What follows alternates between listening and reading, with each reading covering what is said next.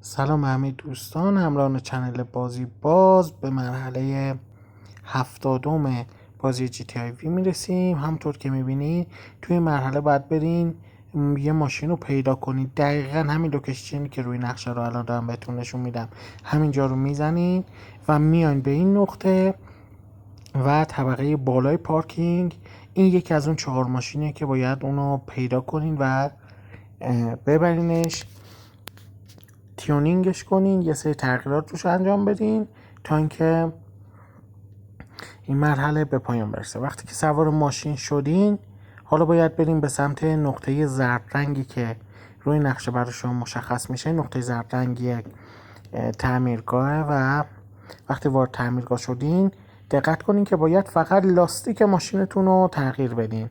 حالا ما توی این ویدیو میریم وارد تعمیرگاه میشیم، تغییراتی روی ماشین انجام میدیم، اما تنها نکته‌ای که شما باید انجام بدین، چه روی این ماشین چه روی 2-3 ماشین بعدی، فقط باید برین تعمیرگاه و فقط باید لاستیکش رو تعمیر کنین، یعنی تعویض کنین و لاستیک مخصوصی که ازتون میخواد و روی ماشین بندازین. اون موقع از تعمیرگاه خارج میشین و میرین به سمت گاراژ، جایی که ماشین رو باید پارک کنین تا اینکه توی مراحل بعدی بتونین ازش استفاده کنین.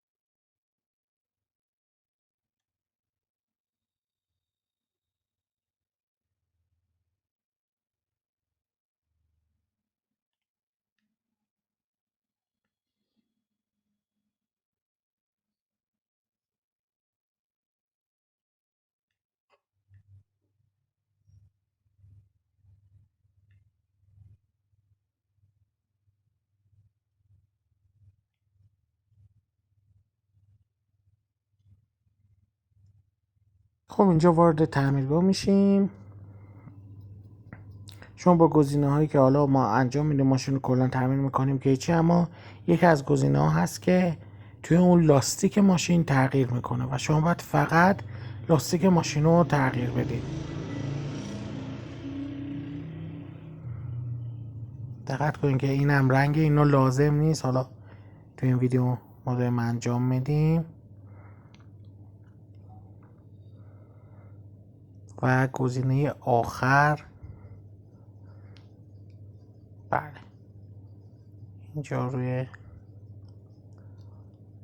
گزینه ها، بله گزینه لاستیک رو پیدا میکنین، لاستیک رو تغییر میدین. وقتی لاستیک ماشین تغییر کرد، اون موقع به شما پیام میده و ماشینتون اتوماتیک خارج میشه از گاراژ. حالا میتونین ماشینتون رو هر شکلی که خواستین به دلخواه خودتون تغییر بدین. و حالا باید بریم به سمت گاراژ. دقت کنین ماشینای دیگه هم که بعد از این مرحله همین صورت تیونینگ میکنین و لاستیکشون تغییر میدین، پیداشون میکنین، باید ببرین توی همین گاراژی که بهتون میگه و اونجا پارکش کنین. اوایل مرحله هم یه ایمیل براتون میاد که توی همون ایمیل نکته خاصی است، فقط آدرس رو بهتون میده، لوکیشن بهتون میده که برین ماشین رو پیدا کنی، که ما همون لوکیشن رو اول مرحله بهتون نشون دادیم و دقیقا میتونین برگردین به اول ویدیو و لوکیشن رو انتخاب کنین، ببینین کدوم نقطه باید برین. که اول ماشین یه پارکینگه و زمان که به پارکینگ رسیم باید به بالاترین طبقه پارکینگ برین تا اینکه به ماشین دست پیدا کنین.